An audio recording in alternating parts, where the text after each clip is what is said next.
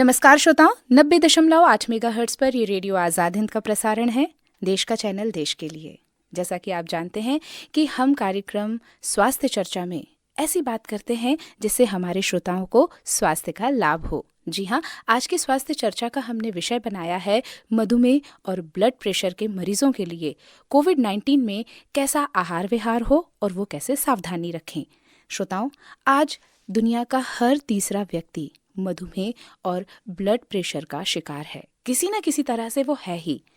क्या है मधुमेह और क्या है ब्लड प्रेशर, और इस संक्रमित काल में जबकि कोविड-19 जैसा संक्रमण हम सबके सामने है, इसी विषय पर चर्चा करने के लिए हमने अपने स्टूडियो में आमंत्रित किया है डॉक्टर मुकेश साहू को, जो चिकित्सक हैं और हमारे साथ यहाँ उपस्थित हैं और हमसे बातचीत करेंगे। बहुत बहुत स्वागत है डॉक्टर साहब आपका। नमस्कार। नमस्कार श्रोताओं। डॉक्टर साहब, अभी इस समय कोविड-19 चल रहा है, बहुत बड़ा संक्रमण काल है। वैसे भी हमें अपने स्वास्थ्य की तो चर्चा करनी ही चाहिए और सेहत का ध्यान भी रखना चाहिए, लेकिन इस समय चुनौतीपूर्ण हो गया है स्वास्थ्य को अच्छा रखना। उस पर बीपी और शुगर के मरीज कैसे अपने आप को संभालें और कैसे सावधानी रखें? देखिए, आजकल जो एक ही चर्चा का विषय है, संपूर्ण भारत नहीं, पूरे हिंदुस्तान ही नहीं, पूरे विश्व में एक ही चर्चा का विषय है, वो है जी कोरोना। जी तो कोविड-19 से बचने के लिए जो हमारा सिर्फ हम बाकी बीमारियां ही नहीं बल्कि इसमें डायबिटीज़ या हाइपरटेंशन की बात ना करें, बल्कि सारी बीमारियों में या किसी को कोई बीमारी नहीं है, अगर व्यक्ति स्वस्थ है तो भी हमें कई सावधानियां इसमें बरतनी है।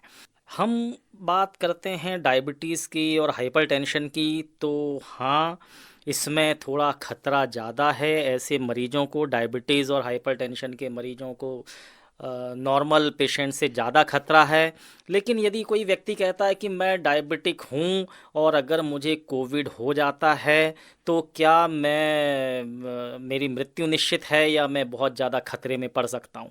इसका आंसर है नो, ऐसा बिल्कुल नहीं है।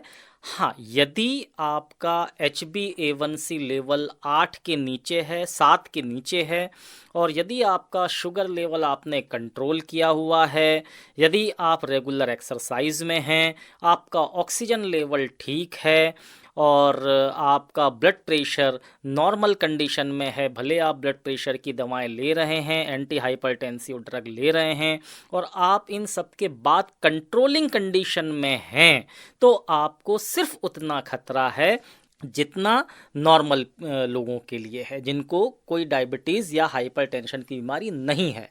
हाँ, एक चीज़ यहाँ पर मैं आपसे ज़रूर डिस्कस करना चाहूँगा कि यदि डायबिटिक पेशेंट हैं और उनको बुखार आता है और उनका ऑक्सीजन लेवल नीचे गिरता है, उस ऑक्सीजन लेवल नीचे गिरने को आप मॉनिटर कीजिए अपने पास। वैसे तो मैं यही कहूँगा कि सारे जितने भी डायबिटिक पेशेंट हैं, हाइपरटेंसिव वाले पेशेंट हैं, ये सारे अपने पास पल्स ऑक्सीमीटर ज़रूर रखें। और अगर कोई बुखार या फीवर इस टाइप से कुछ भी अगर आता है और ऑक्सीजन लेवल कम होता है तो उसको ज़रूर मॉनिटर करें।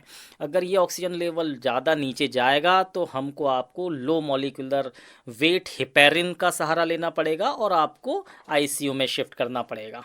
इसके लिए ज़रूरी है कि रेगुलर मॉनिटरिंग करते रहें। अपना HbA1c को 6 और 7 के बीच में रखना है। ब्लड प्रेशर को हमको ठीक रखना है। आपने जैसे बात करी कि ब्लड प्रेशर को ठीक रखना है, तो दिनचर्या कैसी होनी चाहिए? इसमें अहम भूमिका है दिनचर्या की। दिनचर्या की बहुत अहम भूमिका है। इसमें आपका लाइफस्टाइल मॉडिफिकेशन बहुत ज़रूरी है, क्योंकि अक्सर देखा गया है कि आजकल भाग दौड़ की ज़िंदगी में हमारी लाइफस्टाइल बहुत ही बिंदास हो गई है। सुबह हम उठते हैं, अपने हिसाब से खाना खाते हैं, जल्दीबाजी में रहते हैं, कभी ब्रेकफास्ट स्किप हो गया, कभी हम अपने काम में व्यस्त हो गए तो हमारा लंच नहीं कर पाए। इस बीच में हमें भूख लगी तो हमने कुछ समोसा या कुछ छोटा मोटा जो हमें मिल गया वो खा लिया। उसके बाद लंबे समय तक हम भूखे हैं और हम रात में सीधे डिनर ले रहे हैं। इस बीच हमने थोड़ा सा कभी धूम्रपान भी कर लिया और एंजॉयमेंट के लिए थोड़ा लिकर भी ले लिया। हमें हमारी लाइफ स्टाइल का अच्छा होना बहुत ज़रूरी है। है, your stomach should not be empty more than 3 hours। आपका पेट 3 घंटे से ज़्यादा खाली नहीं होना चाहिए, because every 3 hour hour stomach secrete HCl, एक एसिड छोड़ता है। हर 3 घंटे में हमें जी। कुछ ना कुछ थोड़ा थोड़ा खाना चाहिए, हेल्दी खाना और हेल्दी डाइट लेनी जी। चाहिए। Morning do exercise regularly. कुछ टिप्स मैं आपको जरूर दूंगा इसमें। बिल्कुल। डू नंबर 1 कि आपको लाइफ स्टाइल मॉडिफिकेशन, आप सुबह जल्दी उठें और रात में जल्दी सोने की कोशिश करें। सुबह जल्दी उठ के आपको रेगुलर एक्सरसाइज, व्यायाम, योग, वॉक जरूर करना है। अगर मैं वॉक की बात करूं तो आपको ब्रिस्क वॉक लेना है। जी। ब्रिस्क वॉक का मतलब होता है कि भले हम 30 मिनट से 60 मिनट का लें, लेकिन ये आधे घंटे का या 1 घंटे की वॉक जो होगी वो ब्रिस्क वॉक होगी, जो सेम स्पीड में आप जाएंगे जी। और सेम स्पीड में वापस आएंगे। इट इज बिल्कुल। Called brisk walk. जी। ऐसा नहीं करना, कई बार देखा गया है कि ऐसा नहीं करना कि हम चले गए टहलते हुए, वहाँ बैठ गए, बैठ के बाद फिर नॉर्मल होके हम वापस आ गए। जी। हमको ये नहीं करना है। ब्रिस्क वॉक करें, वापस आएं, नहाएं धोएं, देन आप हेल्दी ब्रेकफास्ट लें। आपके ब्रेकफास्ट में स्प्राउट्स और जितनी प्रोटीन कैलोरी है ये जरूर होना चाहिए। जी। जी। देन फिर आपके लंच में सैलेड का होना जरूरी है, दाल, चपाती। सैलेड थोड़ा ज़्यादा खाएं, भले आपकी एक चपाती वहाँ से कम हो जाए। और अगर डायबिटिक पेशेंट हैं, हाइपरटेंसिव पेशेंट हैं, तो लो सॉल्ट आपको यूज़ करना है। जी, बिल्कुल। लो सॉल्ट डाइट लेंगे, बैलेंस डाइट लेंगे, और शुगर कम से कम लेने की कोशिश करेंगे। राइस खाने की आदत है, कई लोगों को चावल खाने की आदत रहती है, तो ठीक है, ब्राउन राइस का यूज़ कर सकते जी। हैं। और अपना वेट कंट्रोल जरूर करें। बिल्कुल। वेट जरूर कंट्रोल करें, एक्सरसाइज रेगुलरली एक्सरसाइज करें, वेट कंट्रोल करें, अपना BMI को नॉर्मल करके रखें, जो आपका मेटाबॉलिक रेट है उसको कम करें, और अपना हेल्दी रहें। बिल्कुल, आपने ये जो कहा है कि हमारी दिनचर्या अगर व्यवस्थित रहेगी, खान पान व्यवस्थित रहेगा, तो डेफिनेटली हमारी डाइट भी अच्छी रहेगी और सेहत भी अच्छी रहेगी। भ्रम हो गए हैं डॉक्टर साहब लोगों के अंदर। अगर हम घर से बाहर निकले, खास तौर पर जो हमारे शुगर के पेशेंट हैं और जिन्हें थोड़ा सा भी ब्लड प्रेशर है, तो उनके अंदर इतना डर समा गया है इस समय कि अगर हम घर से बाहर निकले और मतलब हमें कोरोना हुआ, और अगर कोरोना नहीं भी हुआ है, अगर उन्हें कुछ और भी प्रॉब्लम हो रही है, तो डॉक्टर साहब डर के मारे वो नहीं जा पा रहे हैं चेकअप कराने। इसके लिए आप क्या कहना चाहते हैं चिकित्सक होने के नाते? जी, कोरोना कोई हवा नहीं है। कोविड-19 एक ऐसा वायरस है जिसके बारे में हम भली भांति से नहीं जानते हैं। नया वायरस है, चीन से ईजाद हुआ है। इसके बारे में बहुत सारी रिसर्चेस अभी चल रही हैं, बहुत सारी गाइडलाइंस जारी हुई हैं। चूंकि ये वायरस हमारे लिए नया है, इसलिए हमको थोड़ी चुनौतियां मिल रही हैं। अदरवाइज इससे भी ज़्यादा भयंकर बीमारियों से हम पहले भी लड़ चुके हैं, जी, बिल्कुल। और आगे भी हम में इतनी क्षमताएं हैं कि हम इस पे निश्चित तौर पर विजय पाएंगे। बस कुछ ख्याल जरूर अपने दिमाग में रखना है, और कुछ हमको हमारे सुझाव हैं जो आपको नियमित रूप से आपको उसको फॉलो करना है। जी। हाँ, ये नया वायरस है, हमें इसके बारे में बहुत ज़्यादा जानकारी नहीं है, लेकिन फिर भी हम इसमें ये हैंड हाइजीन और फेस हाइजीन 2 चीज़ों का ख्याल बहुत अच्छे से रखें, क्योंकि ये वायरस छींकने से और खांसने से आ रहा है। It's a droplet infection. जी। हमारे छींक से या खांसी से जो थूक हमारा बाहर निकलता है, और अगर वो दूसरा व्यक्ति उसके संपर्क में आता है, तो उससे हमको ये होता है। जी। डायबिटिक पेशेंट्स के लिए, हाइपरटेंसिव पेशेंट के लिए, और अस्थमेटिक पेशेंट के लिए, और अगर कोई कार्डियोवास्कुलर डिजीज है उनके लिए विशेष तौर से ये गाइडलाइंस हैं। आप जैसे ही घर से बाहर कदम रखते हैं, तो आप फेस मास्क जरूर आप यूज़ करें, हैंड हाइजीन करते रहें, एक दूसरे से कम 5 से 6 मीटर की दूरी जरूर रख करें, मास्क यूज़ करिए, हैंड हाइजीन करिए, आपको कुछ नहीं होगा। खाली पेट मत रहिए, अपना इम्यून पावर हमेशा स्ट्रॉन्ग रखें। गर्म पानी, हल्के गुनगुने पानी के गरारे करिए, थोड़ा सा सॉल्ट डाल लीजिए, और अपना गला थोड़ा सा सिकाई कर लीजिए। बस ये सारी चीज़ें करेंगे तो आपको कोई इश्यूज नहीं होंगे। सुरक्षात्मक तरीके अपनाना है बस। बिल्कुल। एक बात और मतलब मेरे मन में आ रही है, और शायद हमारे जो श्रोता हैं वो भी जानना चाहेंगे। हमारी माताएं बहनें ज़्यादातर ब्लड शुगर की शिकायत होती है, उन्हें ब्लड प्रेशर भी होता है, उनको ये व्रत रखते हैं। क्या सलाह देना चाहते हैं चिकित्सक होने के नाते? इन लोग बिल्कुल, ये मैं उनसे निवेदन करना चाहूँगा कि व्रत करें, भगवान में आस्था रखें, लेकिन एक बात ज़रूर रखें, जैसे मैंने पहले भी कहा है कि आपका पेट 3 घंटे से ज़्यादा खाली ना हो।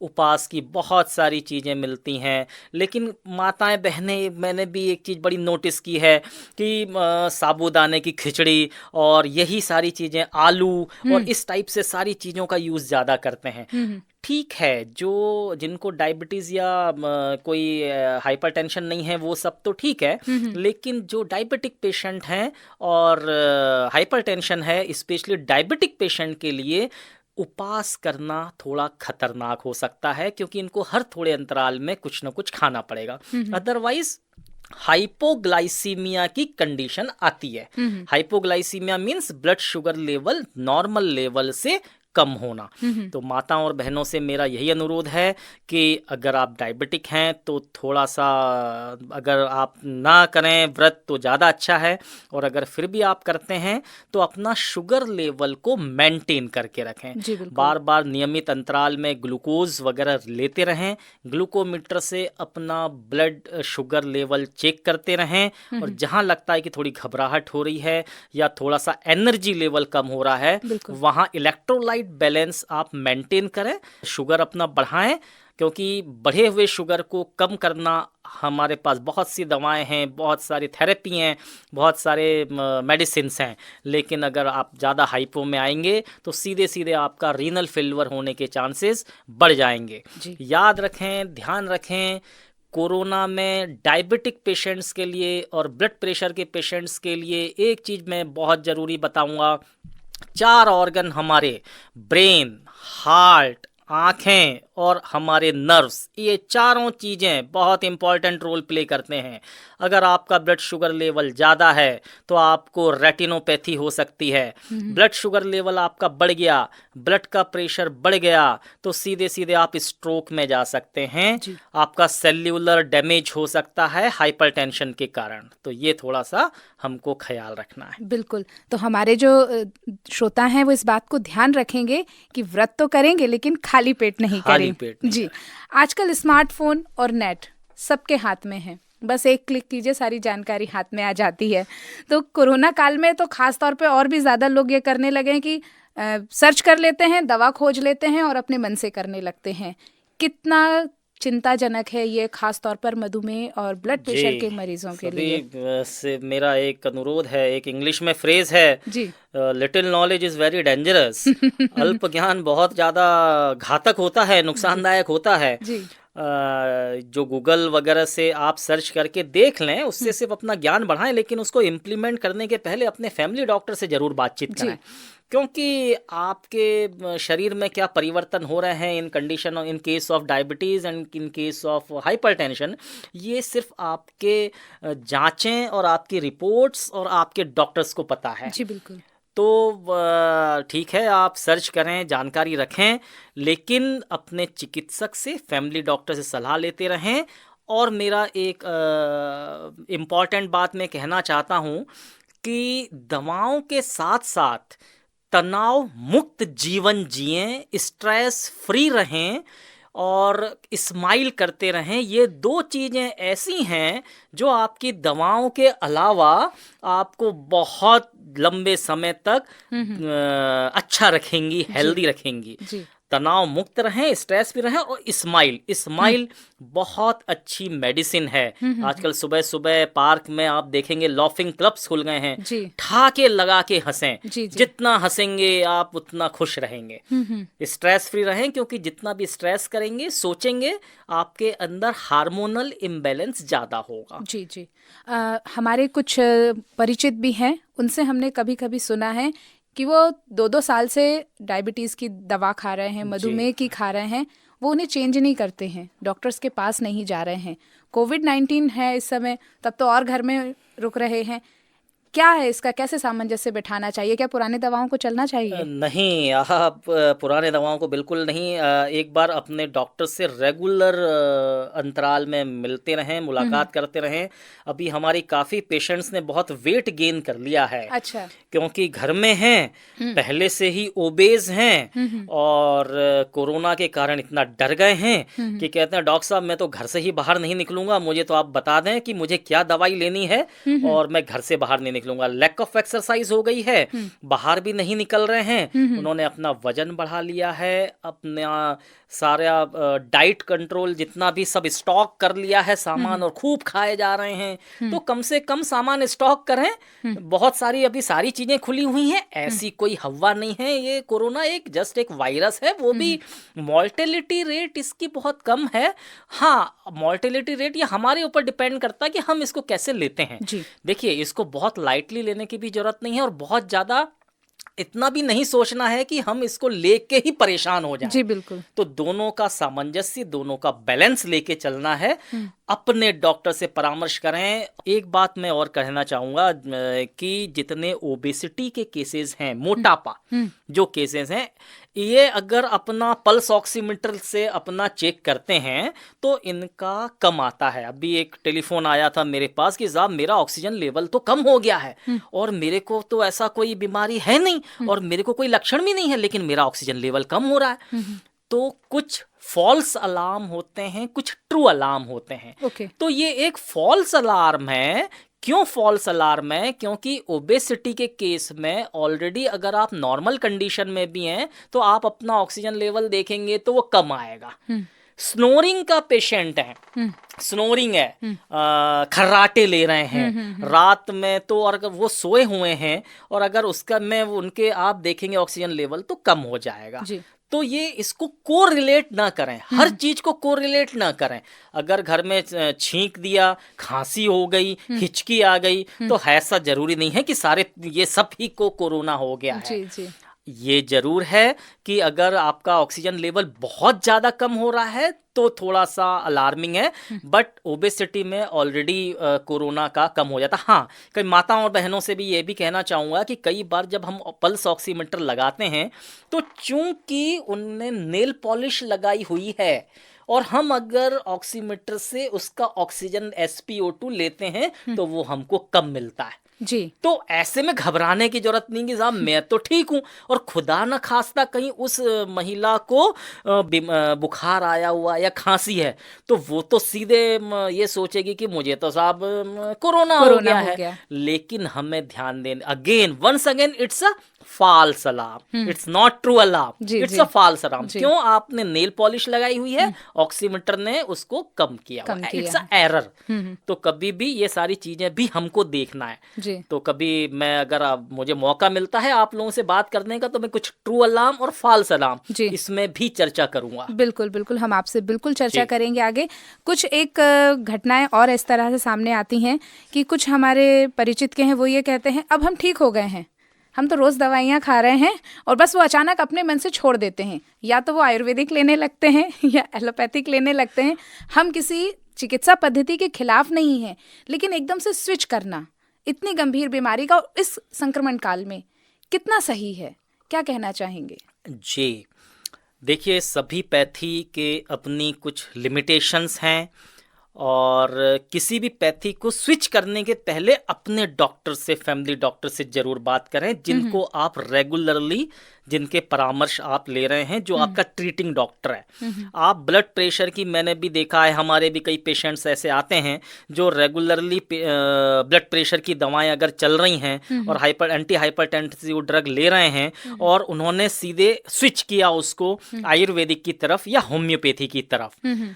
इसके पहले आप स्विच करें, बट करने के पहले अपने डॉक्टर को बताएं, ताकि वो डॉक्टर इसको कैसे स्विच करना है वो डॉक्टर आपको बताएंगे कि इसको डोजिंग कैसे कम करनी है, या एक दिन छोड़ के एक दिन लेनी है, या कैसे रेगुलर मॉनिटरिंग करनी है। अचानक अगर आप एक पैथी के बाद उसको बंद करके दूसरी पैथी में स्विच करते हैं तो इसमें ऑर्गन फेल्यूर के चांसेस बहुत हैं, क्योंकि आप आपका ऑर्गन एक मेडिसिन को लेके हैबिचुअल है। बिल्कुल। अगर आप एंटी डायबिटिक ले रहे हैं, एंटी हाइपरटेंसिव ड्रग ले रहे हैं, लंबे समय तक ले रहे हैं, तो आपका हार्ट, आपकी ब्लड वेसल्स उस जी। चीज के लिए हैबिचुअल हो गई, फैमिलियर हो गई है। हम्म। आप उसको तुरंत स्विच करते हैं, और अगर आप आयुर्वेदिक लेना शुरू कर देते हैं तो वो एक नई चीज आपकी बॉडी लेगी। तो बिल्कुल। ये दोनों में बेसिक डिफरेंस है।